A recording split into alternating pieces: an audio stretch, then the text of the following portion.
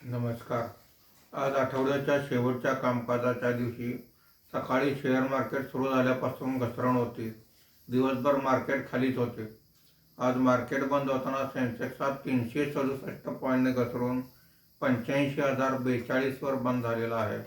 Nifty 100 पॉईंटने घसरून 26,042 वर बंद झालेला आहे.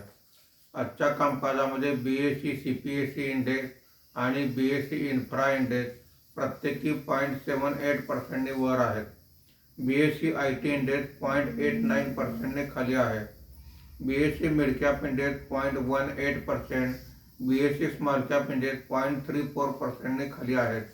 आजच्या कामकाजामध्ये रेल्वेशी निगडीत असलेल्या शेअर्समध्ये तेजी बघण्यास मिळालेली आहे. आजच्या कामकाजामध्ये निफ्टीमध्ये वाढलेले मुख्य शेअर्स पुढील प्रमाणे: Titan company 2.12%, Nestle 1.02%, Hindalco 0.98%, Cipla 0.65% अशी वाढ आहे.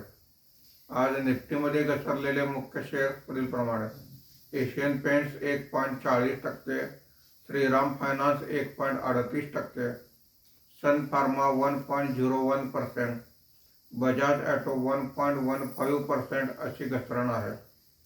आज FIIने 317 कोटी रुपयांची विक्री केलेली आहे. देशीय वित्तीय संस्थांनी 1,773 कोटी रुपयांची खरेदी केलेली आहे. शनिवार आणि रविवार शेअर मार्केटला सुट्टी आहे. सोमवारी पुन्हा भेटूया. धन्यवाद.